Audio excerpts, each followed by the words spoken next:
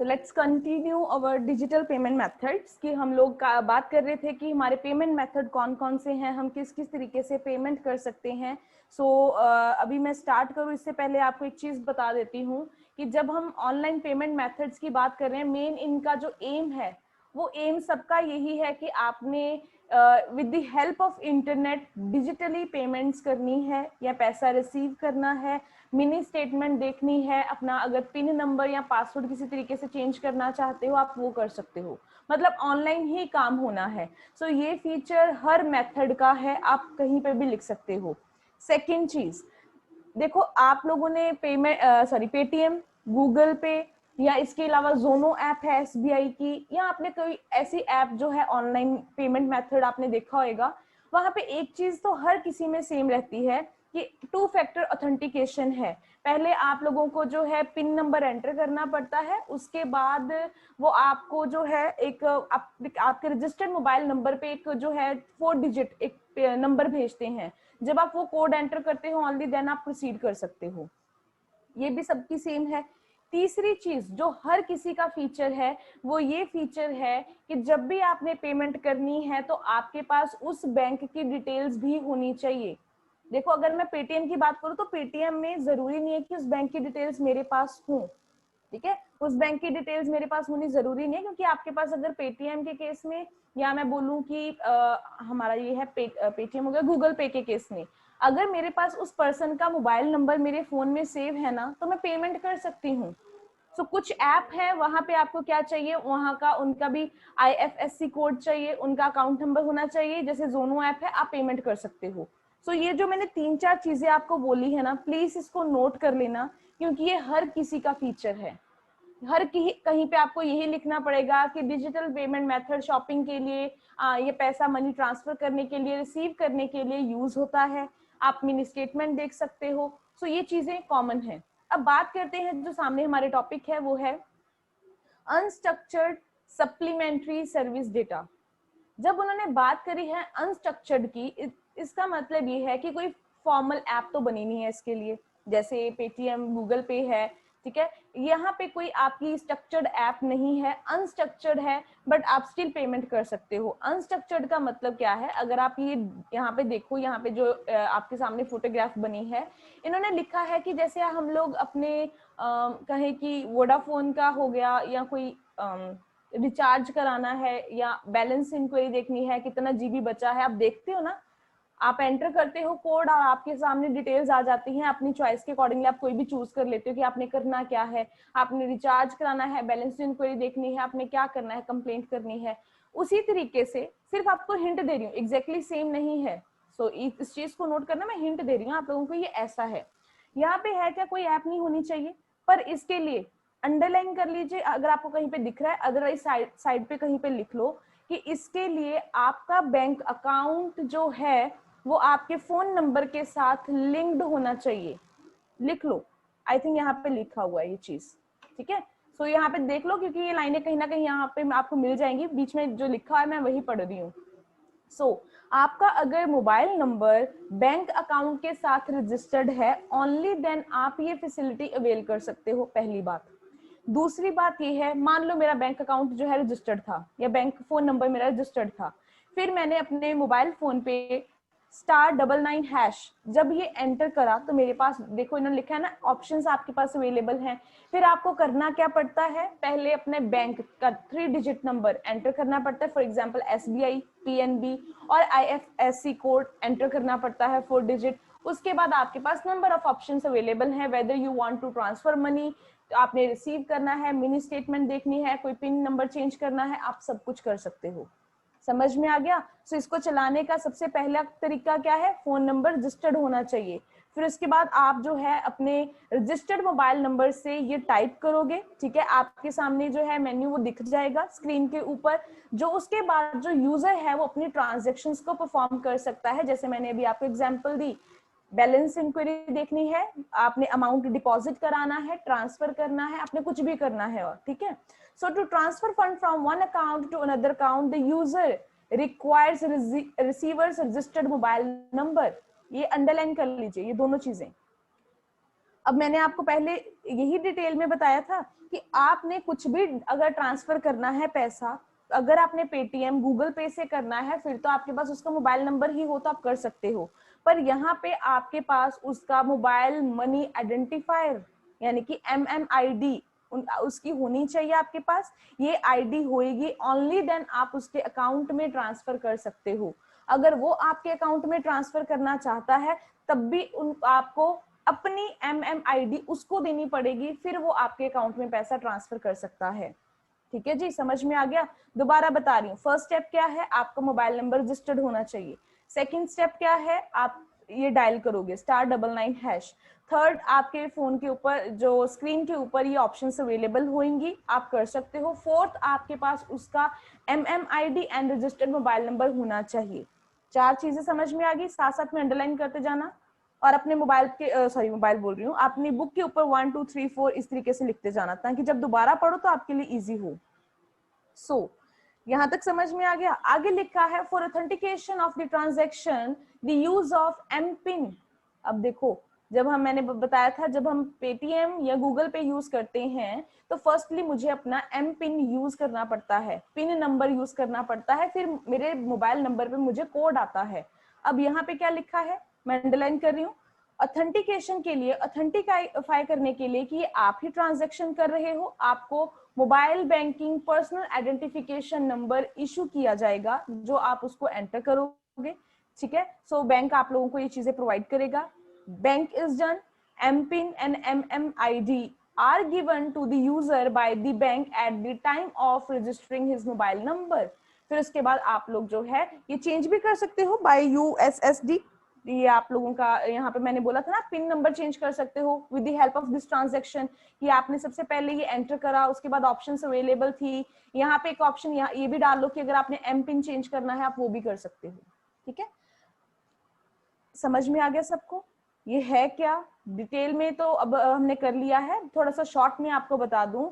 Unstructured ये जो mobile app नहीं मैं कहूंगी इसको, ये आपका SMS सर्विस काइंड ऑफ है कि आप इसको करोगे क्या, पहले आपका मोबाइल नंबर रजिस्टर्ड होएगा, देन आप इसको एंटर करोगे, उसके बाद ट्रांजैक्शंस परफॉर्म कर सकोगे।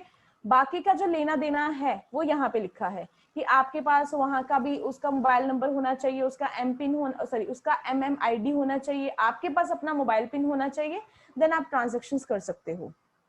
सो ये तो हमारा हो गया USSD। सो यहाँ पे एक चीज इन्होंने ये डायग्राम बनाया है, हम देख लेते हैं इन्होंने क्या लिखा है यहाँ पे। सबसे पहले इन्होंने लिखा है कि आप लोग, एक्चुअली मेरे मोबाइल फोन पे ये प्रॉपर्ली विजिबल नहीं है, बट इन्होंने कुछ ऐसे लिखा है कि अपना फोन पे ये डायल करोगे, देन अपना बैंक नेम एंटर करोगे। मैंने बोला था जैसे SBI है और PNB है, 3 डिजिट नंबर मैंने एंटर कर दिया, मोबाइल नंबर एंटर कर दिया मैंने, mobile name sorry.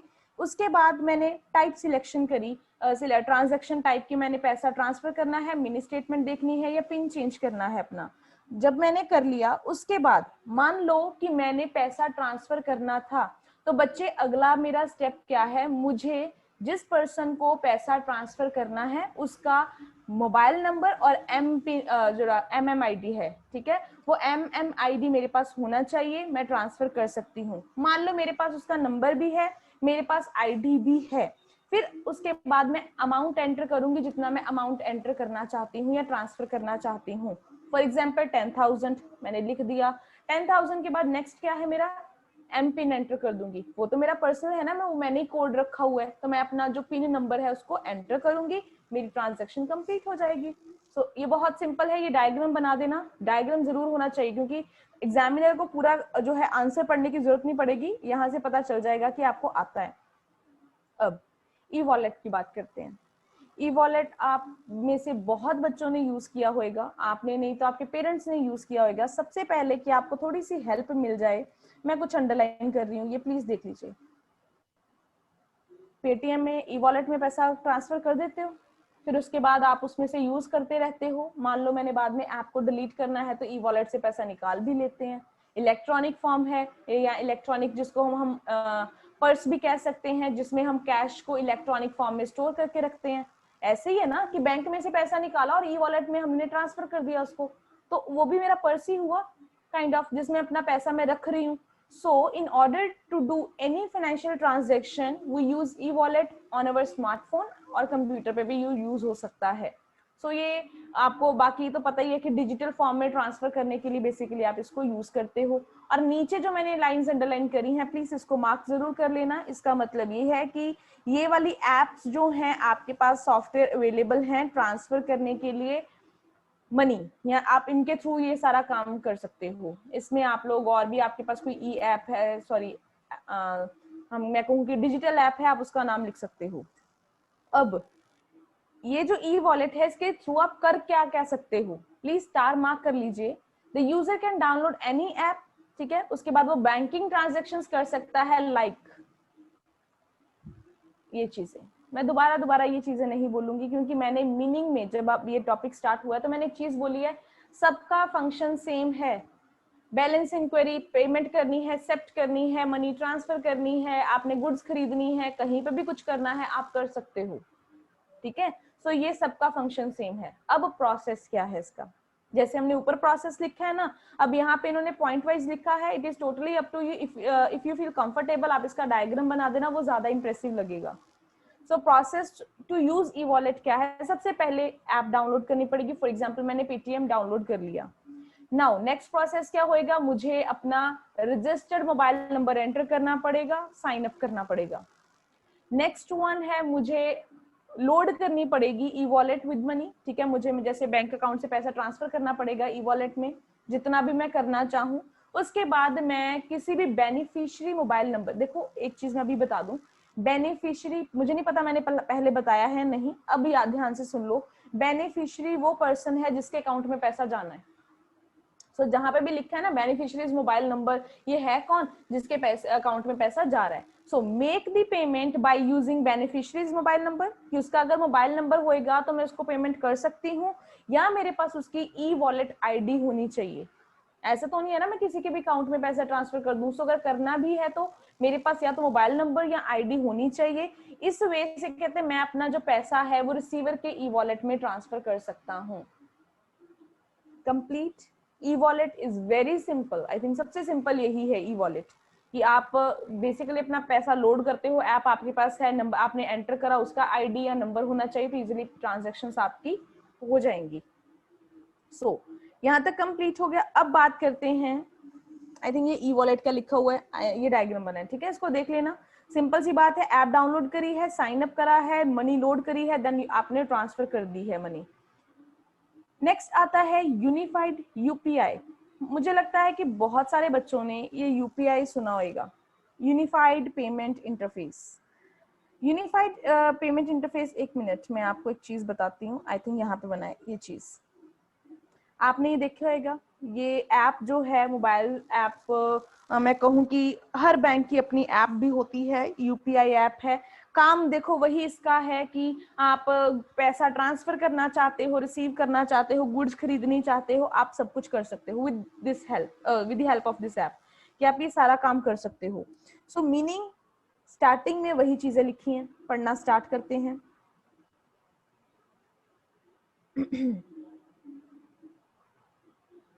Unified payment interface, full form किसी की नहीं भूलना। मैं पेपर में मैंने जो आपको 10 आई थिंक आनी है 1 मार्क के क्वेश्चन, तो मैंने 3-4 तो ऐसे फुल फॉर्म डाल देनी है बीच में। सो प्लीज इनको ध्यान से पढ़ना। यूपीआई क्या है, is mobile based software application by using which anywhere and any time fund can be transferred. So वही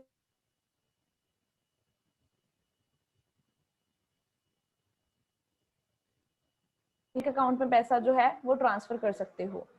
अब ट्रांजैक्शन की कौन सी जाएंगी, the following main different financial transaction can be done by it's use. First one लिखा हुआ है payment of goods purchased, अगर आपने कोई गुड परचेज करनी है, कोई टैक्सी का किराया पे करना है, मूवी टिकट बुक करानी है, एयर टिकट बुक करानी है, रिचार्ज कराना, balance inquiry, everything is same, almost वही सेम चीजें हैं। बस इन्होंने ऊपर ये चीजें ऐड कर दी हैं कि अगर आप कोई मूवी टिकट जो हम नॉर्मल पेमेंट करते हैं, बिल पेमेंट करते हैं, रिचार्ज कराते हैं फोन, ये काम भी बीच में हो सकता है। अब आते हैं यहाँ पे, ये क्या लिखा है इन्होंने, in order to use this facility of UPI, पहले मुझे क्या करना पड़ेगा, यूपीआई ऐप अपने मोबाइल फोन पे डाउनलोड करनी पड़ेगी, ठीक है। सो यहाँ पे लिखा है most of the bank in India have their own UPI, ठीक है। काफी बैंक्स जो हैं उनकी अपनी मोबाइल ऐप है, वो यहाँ पे इसको यूज करते हैं। आपने ये भीम सुना है ना, भारत इंटरफेस फॉर मनी। अगर आप गूगल पे आपके फोन में है, पेटीएम है, तो आपने देखा होगा under the UPI we can link the bank account of different banks in the same app. अब यहाँ पे वो चीज आ गई ना कि आपको ट्रांसफर करने के लिए चाहे सिर्फ वर्चुअल आईडी चाहिए, पर इसको पहले कंप्लीट करने के लिए इस प्रोसेस को आपको क्या चाहिए, बैंक अकाउंट्स की डिटेल्स चाहिए सारी। So we can link the bank account of different banks in the same app. Now we do not require to download separate app of every bank. एक ही ऐप से, क्योंकि यूपीआई सबको जो है वो अटैच करती है, सारी एप्स को, ये सारे बैंक्स को, तो इसी ऐप के थ्रू आप कहीं पे भी ट्रांसफर कर सकते हो। We can do our financial transaction from the accounts of all banks by downloading any UPI app. Any UPI app का मतलब गूगल पे भी यूपीआई के अंडर आती है, भीम के अंडर आती है, तो आप इसको डाउनलोड कर सकते हो। And by creating virtual ID related to the accounts in it, आप लोग उसके बाद नेक्स्ट जो भी है लिखा है उन्होंने ट्रांसफर करना है, आप कर सकते हो। आगे नेक्स्ट लाइन जो मैंने ऊपर बोला था नहीं करनी, वो यहाँ पे करनी है। In order to create the virtual ID आपको क्या चाहिए, ईमेल, ठीक है। उसकी information like name, bank account number, bank name, IFSC code चाहिए, आपको ये फिल करना पड़ेगा। Once the ID of a bank जो आपकी क्रिएट हो गई है, the transaction can be easily done it, तो उसके बाद आप ट्रांजेक्शन इजिली कर सकते हो। So सीधे सिंपल स्पष्ट भाषा में मुझे समझाना पड़े तो मैं ये समझाऊंगी कि यूपीआई ऐप एक पर्टिकुलर ऐप नहीं है, काफी एप्स जो हैं वो यूपीआई के अंदर रजिस्टर्ड हैं। दूसरी बात, जब आपने इसके ऊपर आईडी क्रिएट करनी है, तो आईडी क्रिएट करने के लिए आपके पास जो है बैंक की जो बेसिक सारी इंफॉर्मेशन है वो सारी होनी चाहिए। आप अपनी एक बार आईडी क्रिएट कर लेते हो, आपके पास वर्चुअल आईडी आ जाएगी, ठीक है। सो वर्चुअल आईडी आ गई, आप किसी को भी पैसा ट्रांसफर कर सकते हो, प्रोवाइडेड उस पर्सन की भी वर्चुअल आईडी आपके पास होनी चाहिए। जैसे पिछले वाले केसेस में हमने ये पढ़ा है कि उनका बैंक अकाउंट आपके पास या उनका मोबाइल नंबर आपके पास होना चाहिए, यहाँ पे हम लोग यूपीआई नंबर या वर्चुअल आईडी एड्रेस की बात कर रहे हैं, सो आपके पास वो होना चाहिए। अब सबसे पहले उन्होंने लिखा है यूपीआई रजिस्ट्रेशन प्रोसेस क्या है, डाउनलोड करिए ऐप, आपने यूनिक वर्चुअल आईडी चूज करी, बैंक सिलेक्ट करा, अपनी जो भी इंफॉर्मेशन देनी थी बैंक को अपने अकाउंट की एक बार ही देते हो, वो बाद में रजिस्टर हो जाती है, आपने दे दी है, उसके बाद अपना एम पिन सेट कर लोगे अपना, ठीक है। अपना एक बार अपना एम पिन सेट कर लिया, इसका मतलब ये है नेक्स्ट टाइम आप जब भी ट्रांजैक्शन करोगे अपना यही एम पिन आपको हर बार यूज करना पड़ेगा। आप एटीएम का यूज करते हो ना, जब डेबिट कार्ड यूज करते हो आपका वो कोड हर बार सेम रहता है, उसी तरीके से इसका भी है। एक बार ऐप के ऊपर आपने अपना एम पिन सेट कर दिया, वो हमेशा सेम रहेगा, मतलब बाद में इनकेस चेंज करना चाहते हो तो कर सकते हो। अब मनी सेंड करने के लिए क्या प्रोसेस है इसका, सबसे पहले आपने करा क्या, चूज सेंड मनी, मतलब ऑप्शन अपनी ऐप खोली, आपने वहां से ऑप्शन चूज करी, आप करना क्या चाहते हो, रिसीव करना चाहते हो या ट्रांसफर करना चाहते हो, बैलेंस इंक्वायरी। ऑप्शन चूज करने के बाद आपने वर्चुअल आईडी एंटर करी, वर्चुअल आईडी एंटर करने के बाद उस पर्सन की जिसको मैंने पे करना है, पे ही होता है जिसको पे किया जाता है, उसकी वर्चुअल आईडी एंटर करी, देन अमाउंट एंटर करा। अमाउंट एंटर करने के बाद if you have multiple VPS choose one, जो भी मतलब जो भी आपके डिफरेंट अकाउंट्स हैं, तो आपके पास जो आपका पर्टिकुलर एक अकाउंट है आप उसको चूज करोगे। कई बार दो अकाउंट भी हमारे लिंक होते हैं ना एक ही ऐप के साथ, तो अपना अकाउंट सिलेक्ट करोगे। अकाउंट सिलेक्ट करने के बाद आप डिटेल्स को कंफर्म करोगे एंड देन लास्ट में अपना एम पिन एंटर करने के बाद उसको सेंड कर दोगे। तो सिंपल सी बात, दोबारा देख लेना, ना समझ में आए तो कोई बात नहीं, दोबारा पूछ लेना। नेक्स्ट हमारा आता है quick response code. Quick response code अगर मैं ना भी बताऊं तो अगर आप फोटो देखो तो समझ में आ जाएगा कि क्विक रिस्पॉन्स कोड है क्या, आपने देखा होगा। अब आप बोलोगे कि मैम पेटीएम तो अगर ये हम ऐप में काउंट करते हैं तो ये क्विक रिस्पॉन्स कोड किस में आता है। बच्चे ऐप अगर आप लोग उनकी ट्रांजैक्शंस यूज करते हो, ठीक है, जैसे उनके ऑप्शंस यूज करते हो, ट्रांसफर करना है, पेमेंट कुछ भी करना है, तो वो हम मोबाइल या इंटरनेट ऐप इनमें हम काउंट कर लेते हैं। बट जब आप लोग वहां पे स्कैन करते हो, और बेसिकली यूज कहाँ पे होता है, यहाँ पे लिखा है इन्होंने, यहाँ पे लिखा हुआ है, यस, सॉरी नीचे वाली लाइन है, मर्चेंट का अकाउंट है, जिसको भी आप सेलर का अकाउंट है, आप शॉप पे जाते हो, रिटेल शॉप पे जाते हो तो आपके सामने वो ये QR कोड रख देते हैं, आप उसको स्कैन करते हो तो उसकी ऑटोमेटिकली डिटेल्स आपके फोन में आ जाती है, आप उसको सेंड कर सकते हो पैसा। सो इसके लिए आपके पास बाकी डिटेल्स होना जरूरी नहीं है एज सच, ठीक है। सो ये इसका फायदा है कि क्विकली आप लोग जो है इमीडिएटली पेमेंट जो है ट्रांसफर कर सकते हो। लिखा है ये पॉइंट ऑफ सेल है, code on point of sale and merchant outlets जो है वहां पे इजी मीडियम है सेल्फ पेमेंट करने के लिए। So the QR code is such a pattern, black and white squares होते हैं, वो तो दिख ही रहा है आपको फोटो में। सो आप सीक्रेटली किसी भी बैंक अकाउंट में जिसको भी मतलब करना चाहते हैं आप उसको कर सकते हो, बार बार उनको इंटीमेट करने की जरूरत नहीं कि हम उनको कर रहे हैं पेमेंट। तो कहीं पे भी आप कोड को स्कैन कर रहे हो तो इमीडिएटली पेमेंट हो जाएगी। The user can transfer the desired amount into the receiver bank by scanning the pattern in his smartphone. Most of the banks have their own mobile app which has QR code option for making payment. Comma डाल के लिख लीजिए Paytm and Google पे, ठीक है। सो इन्होंने लिखा है कि कई मोबाइल ऐप में ये ऑप्शन है, तो अगर आपके पास है एग्जाम्पल तो आप जरूर लिख दो यहाँ पे। प्रोसेस क्या है सबका। अच्छा, एक चीज इजी करने के लिए आपको मैं ये बोल सकती हूँ कि मीनिंग क्लियर करने के बाद एक लाइन में ये बताने के बाद कि इसका फंक्शन क्या है कि पैसा ट्रांसफर वगैरह हो सकता है, तीसरी लाइन में ये लिखने के बाद कि आपके पास रिक्वायरमेंट किस चीज की होनी चाहिए, और नेक्स्ट आप प्रोसेस लिख दो उसका। इसके अलावा अगर आपको लगता है कुछ ऐसी इंफॉर्मेशन है जो इतनी जरूरी नहीं है आप उसको अवॉइड भी कर सकते हैं, क्योंकि इतना बड़ा तो आप लिखोगे नहीं। सो प्रोसेस क्या है, सबसे पहले ऐप डाउनलोड करी, यूपीआई ऐप, मोबाइल ऐप जो भी है, ठीक है। फिर देखो वही बात आ रही है यूपीआई ऐप, यानी कि पेटीएम, ये सारा कुछ यूपीआई ऐप के अंडर है। सो लिंकिंग द बैंक, आपने पहले अपना अकाउंट लिंक करा उसके साथ मोबाइल नंबर के साथ, फिर उसके बाद QR कोड जनरेट आपके पास ऑप्शन अवेलेबल हो जाएगी। आपने जिस भी शॉप पे जाना है आप उसको स्कैन करोगे, स्कैन करने के बाद आप पेमेंट कर सकते हो, ठीक है। सो ये सिंपल सा है, नीचे भी देखोगे तो वही लिखा हुआ है। इसके बाद नेक्स्ट हमारा आता है इंटरनेट बैंकिंग। बच्चे इंटरनेट बैंकिंग क्या है, यहाँ पे इन्होंने एक चीज लिखी है कि जब भी आप लोग पेमेंट कर रहे हो, मैं मोबाइल ऐप की बात नहीं कर रही हूँ, अंडरलाइन मैंने देखो किस चीज को करा है, बैंक वेबसाइट। हम जाते हैं ना, मोबाइल अपना कंप्यूटर खोलते हैं, लैपटॉप खोलते हैं, ऑफिशियल साइट पीएनबी की खोलेंगे, वहां पे जाके अपनी ऑप्शंस को जो है करते हैं, जो भी हमने ट्रांसफर करना है। मतलब मैं मोबाइल के ऐप्स के हेल्प नहीं ले रही हूँ, मोबाइल की हेल्प नहीं ले रही हूँ, मैं वेबसाइट को ओपन कर रही हूँ, मतलब मोबाइल एप्लीकेशन की बात नहीं कर रही हूँ, मैं वेबसाइट की बात कर रही हूँ। So note my words what I am saying. उसके थ्रू जब भी आप लोग ट्रांजैक्शन करते हो, करना तो वही है ना, हमने ये देखो डिटेल्स देखनी है, ट्रांसफर करना है, बिल पेमेंट करनी है, चेक देख जो भी करना है, रिक्वेस्ट करनी है, ये सब फंक्शन सेम है, इनको बार बार मत देखो, सिर्फ मीनिंग देख लो कि इंटरनेट बैंकिंग में क्या लिखा है कि ये डिजिटल पेमेंट मेथड है which a customer can do different financial transaction, but कर किसके थ्रू सकते हैं, through the medium of bank website, ठीक है। सो मीडियम ऑफ ट्रांजैक्शन उनका कुछ भी हो सकता है, वो नीचे लिखा हुआ है। सो ये सफिशिएंट है आपके लिए लिखने के लिए कि बैंक इंटरनेट बैंकिंग है क्या। सो ऊपर लिखा है कि इसके लिए होना क्या चाहिए, आप अपनी जो है ट्रांजैक्शन सेंटर करोगे, लॉग इन करोगे, एक बार आईडी क्रिएट करनी पड़ती है इन्होंने, ठीक है। उसके बाद अपनी ट्रांजैक्शंस कर सकते हो, हमने नेफ्ट पढ़ा था, आरटीजीएस पढ़ा था, ये सब कुछ हो सकता है, ठीक है। इसके थ्रू आप लोग जो है, आपको ओटीपी जनरेट होएगा आपके रजिस्टर्ड मोबाइल नंबर के ऊपर, आपको एंटर करना पड़ेगा, फिर उसके बाद आप हमें पता चल जाएगा आपकी ट्रांजैक्शन वैलिड है, वो क्लियर हो जाएगी। सो इतना आपके लिए सफिशिएंट है।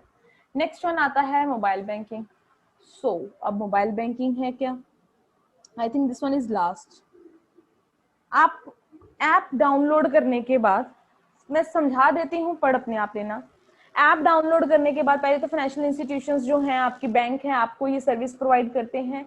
आप अपनी कोई भी ऐप जो है या किसी तरीके से मोबाइल के थ्रू कुछ भी कर सकते हो, कोई भी पैसा ट्रांसफर करना है, वही चीजें हैं, ये देखो आप ये काम करना चाहते हो सब कुछ कर सकते हो। आपको करना क्या है, अपने मोबाइल डिवाइस के ऊपर, जैसे स्मार्टफोन है, टैबलेट है, आईपॉड है, ठीक है, आईपैड है, इसके थ्रू आप ट्रांजैक्शंस करोगे।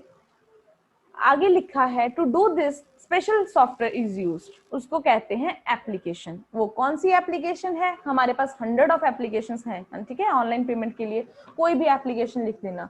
पर आप मोबाइल पे ऊपर यूज करते हो इसलिए उसको मोबाइल बैंकिंग कहते हैं। सो उसको डाउनलोड करने के बाद आप करते क्या हो, अब तो आपको याद हो गया होगा कि अपना अकाउंट रजिस्टर करना है, एम पिन जनरेट होएगा, एम पिन ट्रांजेक्शन्स को डन करने के लिए आप यूज करते हो, ये चीज है। अब मेन चीज जो है डिफरेंस, लास्ट ये मैं टॉपिक करा रही हूँ, इसको ध्यान से पढ़िए। डिफरेंस क्या है यूपीआई ऐप में और मोबाइल बैंकिंग में? देखो, every bank has separate mobile app. जैसे मैंने बोला कि जोनो है, YONO, योनो, सॉरी जोनो नहीं, योनो, ये एसबीआई की ऐप है। पीएनबी का अकाउंट मुझे रजिस्टर कराना होगा, उसकी अलग ऐप है पीएनबी की। सो अगर मैं बात करी मोबाइल ऐप, तो हर बैंक की अपनी मोबाइल ऐप है। पर अगर मैं बात करती हूँ in UPI app, virtual IDs of several banks can be generated at the same time. For example Paytm, Paytm ये तो नहीं कहता ना कि अगर आपका एसबीआई में अकाउंट है ओनली देन आप डाउनलोड करो मुझे, ऐसा तो नहीं है ना। सिर्फ ये ट्रांजैक्शन, ये रिस्ट्रिक्शन कहाँ पे है? मोबाइल ऐप में। मोबाइल ऐप मतलब जिस बैंक की ऐप है, जनरेट वहां से ही होगी आपकी आईडी, ट्रांसफर चाहे आप एसबीआई में, पीएनबी में, एचडीएफसी कहीं पे भी ट्रांसफर करते रहो, वो कोई टेंशन नहीं है। आपका अकाउंट अगर एसबीआई में है, ओनली देन योनो ऐप आप डाउनलोड करोगे। यूपीआई तो पेटीएम कहीं पे भी, किसी बैंक में भी, कहीं का भी अकाउंट है, कुछ भी चलेगा। So mobile app is meant for normal transaction. अगर आपने नॉर्मल बिल पेमेंट करनी है या फिर आपने ट्रांसफर करना है, आप उसके लिए यूज करते हो। But UPI app is generated for transferring funds with fast speed. For example RTGS अगर आप बीच में कराना चाहते हो, आप नेफ्ट कराना चाहते हो, आप कर सकते हो। To make payments with mobile app, we need the bank details of the payee. अगर आप लोगों ने मोबाइल ऐप, तो आपको बैंक डिटेल्स चाहिए। जैसे योनो ऐप है, क्योंकि मैंने ये यूज करी है तो मैं प्रॉपर एग्जांपल आपको दे सकती हूँ। जैसे मान लो मेरा योनो ऐप है, मैंने अपना आईएफएससी कोड, बैंक अकाउंट सब कुछ एंटर करा है, तो जिसको मैंने ट्रांसफर करना है उसकी भी डिटेल्स मेरे पास बैंक की होनी चाहिए। सिर्फ अकाउंट नंबर, सॉरी मैं कह रही हूँ मोबाइल नंबर से मेरा काम नहीं चलेगा, उसकी अकाउंट डिटेल्स मेरे पास होंगी, मैं उसको एंटर करूंगी, ओनली देन मैं पैसा ट्रांसफर कर सकती हूँ। मतलब ये काफी सेफेस्ट मेथड है मोबाइल ऐप। पर इसमें थोड़ा टाइम लगता है क्योंकि उसकी डिटेल्स को फिल करना है, वो करेक्ट होनी चाहिए, फिर हम उसको ट्रांसफर करेंगे। पर यूपीआई में तो ऐसा नहीं है, बहुत इमीडिएटली पैसा आपका वर्चुअल आईडीज के थ्रू, रजिस्टर्ड मोबाइल नंबर्स के थ्रू आपका पैसा ट्रांसफर हो जाता है। इतनी टेंशन नहीं है वहां पे, आपको बार बार उनका अकाउंट नंबर, आईएफएससी कोड नहीं एंटर करना पड़ेगा। इमीडिएटली अकाउंट नंबर, उसकी आईडी पे या उसके फोन नंबर पे क्लिक करा, आप इमीडिएटली पैसा ट्रांसफर कर सकते हो। सो ये ऑप्शन आपके पास यहाँ पे अवेलेबल है। सो यहाँ तक तो हम लोगों ने ये पेमेंट मेथड